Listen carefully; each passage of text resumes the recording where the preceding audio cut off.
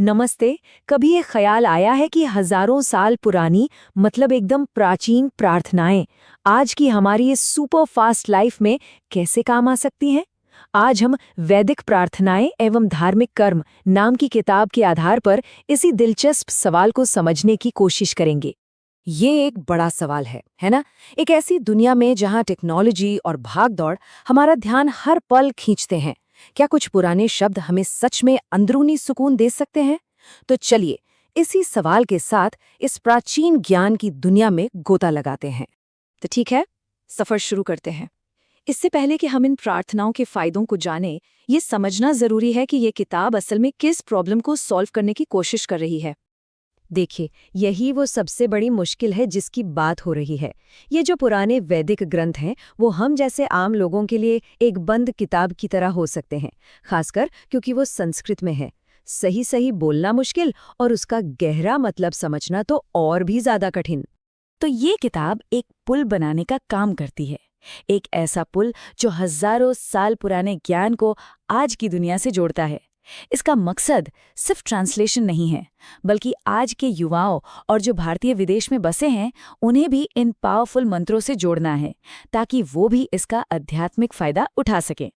तो अब जब हम ये समझ गए हैं कि इन तक पहुंचना क्यों मुश्किल था, तो अब आते हैं मेन मुद्दे पर। प्रार्थना का असली मतलब क्या है? अगर वैदिक नजरिए से देखें तो ये हमारी आम सोच से कहीं ज्यादा गहरी बात है, और ये एक बहुत ही जरूरी फर्क है। स्रोत के हिसाब से प्रार्थना का मतलब भगवान को अपनी जरूरतों की लिस्ट देना नहीं है, बल्कि इसका मतलब है चाहना या किसी अच्छी चीज की आकांक्षा करना। मतलब ये अपने अंदर की विल पावर को जगाने और अपने इरादों को मजबूत करने का एक एक्टिव प्रोसेस है। और इसका असर बहुत ही गहरा होता है। महर्षि दयानंद और स्वामी विवेकानंद जैसे महान विचारकों के मुताबिक प्रार्थना हमारे सबसे बड़े दुश्मन यानी हमारे ईगो, हमारे अहंकार को खत्म करती है। कैसे? जब हम प्रार्थना करते हैं तो हमारा ध्यान मैं और मुझे से हटकर किसी बड़ी शक्ति पर जाता है, जिससे हम में विनम्रता आती है। ये हमारे मन को साफ करती है और नेगेटिविटी से बाहर निकालने के लिए एक दिव्य नाव की तरह काम करती है। सच कहें तो ये खुद को सुधारने का सबसे शक्तिशाली हथियार है। तो अब जब हम प्रार्थना का क्या समझ गए हैं, तो सवाल उठता है कि कैसे? वैदिक परंपरा में इसका रास्ता ईश्वर स्तुति, प्रार्थना, उपासना के अभ्यास से गुजरता है, जो इस पूरी प्रक्रिया का दिल है। ये इस किताब में दिए गए 8 मूल मंत्रों में से पहला है।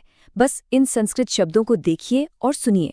भले ही हमें इसका मतलब तुरंत समझ ना आए, लेकिन इन प्राचीन ध्वनियों में एक खास वाइब्रेशन और एक खास ऊर्जा महसूस होती है।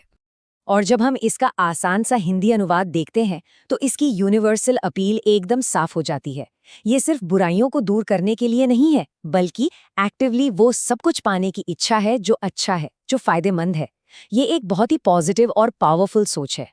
ये सब बातें सुनने में तो बहुत अच्छी लगती है, लेकिन सवाल ये है कि इन्हें अपनी रोज की जिंदगी में शामिल कैसे करें। यहीं पर संध्या नाम का एक सिस्टमैटिक डेली रिचुअल सामने आता है।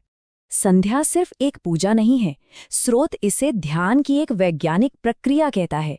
ये दिन के 2 सबसे शांत समय, सुबह और शाम, को थोड़ा रुक कर अपने आप से और उस परम शक्ति से कनेक्ट करने का एक तरीका है।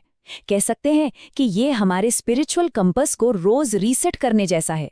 संध्या का जो प्रोसेस है ना, वो अपने आप में एक यात्रा है। ये आचमन यानी जल से बाहरी शुद्धि से शुरू होता है, फिर इंद्रिय स्पर्श से हम अपनी इंद्रियों को जगाते हैं, इसके बाद प्राणायाम से हम अपनी सांसों पर कंट्रोल करते हैं, और आखिर में गायत्री मंत्र के साथ उस दिव्य प्रकाश पर ध्यान लगाते हैं। ये बाहरी दुनिया से भीतरी दुनिया तक का एक बहुत ही खूबसूरत सफर है।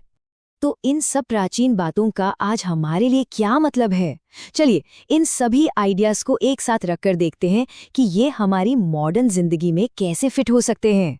ऋषि दयानंद का ये जो कथन है, ये बहुत शक्तिशाली है और सोचने पर मजबूर करता है।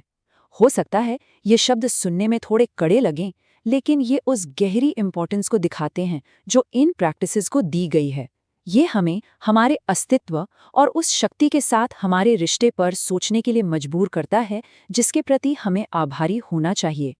और आखिर में ये सारी बातें इस एक व्यक्तिगत सवाल पर आकर रुक जाती हैं।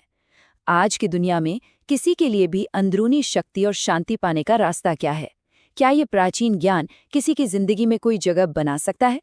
ये एक ऐसा सवाल है जिसका जवाब हर किसी को खुद ही ढूंढना होता है। इस सफर में मेरे साथ शामिल होने के लिए धन्यवाद।